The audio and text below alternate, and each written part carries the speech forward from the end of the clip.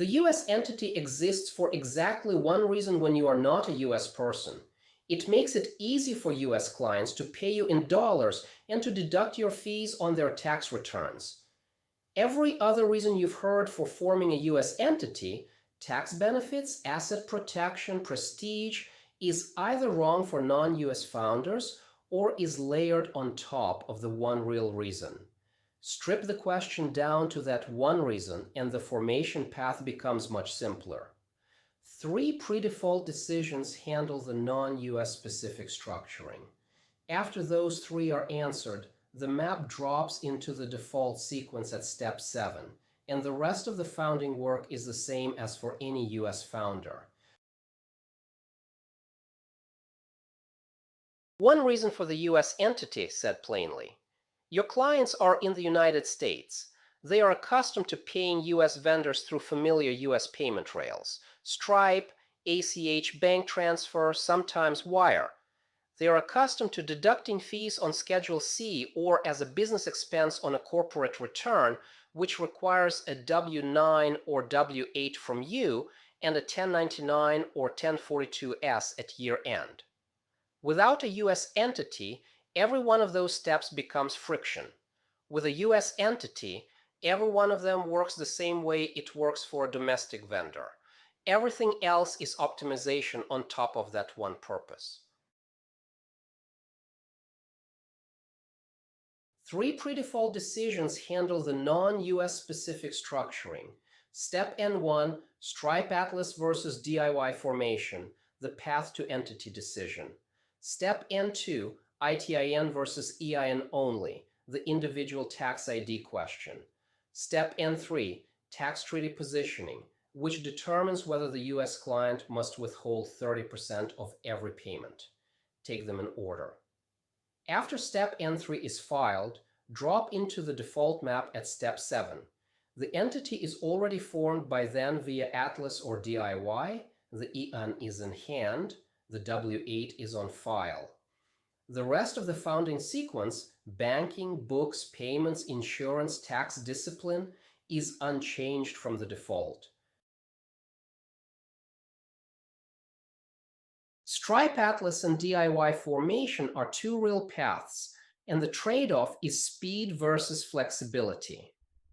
Atlas bundles a Delaware LLC, the EIN, a Mercury business bank account, a Stripe processor account, and a registered agent into one application that finishes in around 2 weeks. Costs around $500 to start plus annual fees. DIY means forming the entity in any state you choose, applying for the EIN by mail because you don't have an SSN, opening a US bank account separately through Mercury, and setting up Stripe on your own.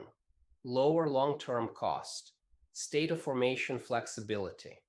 But the EIN by mail wait for non-US applicants can run weeks. Module 18.4 compares them line by line. Step N2 is the ITIN versus EIN-Only question, and most non-US single-member LLC owners need only the EIN.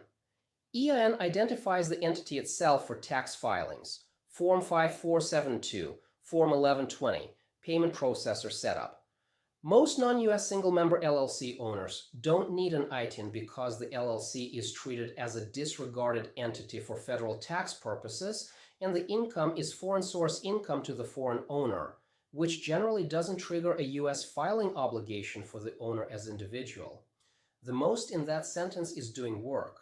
Your specific country, your specific entity type, and the specific nature of your US source activity together determine the right answer. Get the International Tax Advisor review on your facts before deciding. Step N3 is tax treaty positioning, and the W-8 form is the mechanism. Your country's tax treaty with the US determines whether your US source income gets taxed in the US, in your home country, or in both with a credit applied. The position is claimed via Form W-8 Ben E if a foreign entity is the recipient, or via Form W-8 Ben if a foreign individual is the recipient. The W-8 names the treaty article you're claiming under, and the type of income, most service fee income for coaches, falls under the business profits or independent services article of a typical treaty, which usually means no U.S. withholding when there is no U.S. permanent establishment. Without a W-8 on file, the U.S. client must withhold 30% of every payment. This is the IRS default for any payment from a U.S. person to a foreign person. Backup withholding at 30%, deducted from the gross payment and remitted to the IRS by the payer. For service fee revenue, this is catastrophic. 30% of your invoice disappears before it ever reaches your bank account, and you have to file a U.S. tax return at year end to claim any of it back. Filing the W-8 with each new U.S. client at engagement letter time is the single most consequential compliance step in the entire map. Build it into the workflow at Module 8.3.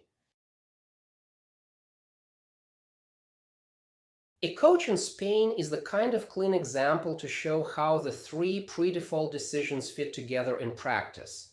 2 weeks through Stripe Atlas, Delaware LLC, EIN, Mercury bank account, Stripe processor, registered agent, $500 in fees plus annual maintenance. W-8 Ben E filed with each U.S. client claiming the Spain-U.S. Treaty article for independent personal services. No U.S. withholding on her professional fees because she has no U.S. permanent establishment in the United States. She pays Spanish income tax on the same revenue per Spanish rules, with the treaty preventing the double tax outcome. The whole setup runs cleanly from year one because the three structuring decisions happened in the right order before any client contract was signed. Form 5472 is the annual compliance item that catches non-U.S. founders by surprise.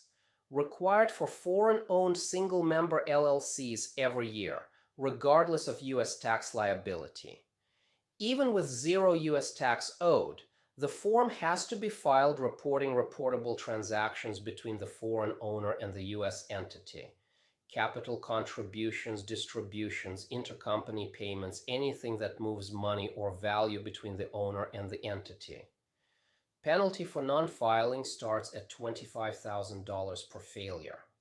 Put it on the annual calendar at Module 17.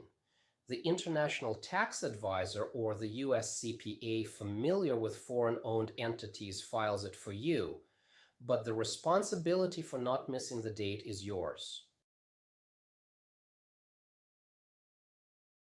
Check whether your country has a tax treaty with the US before you go further.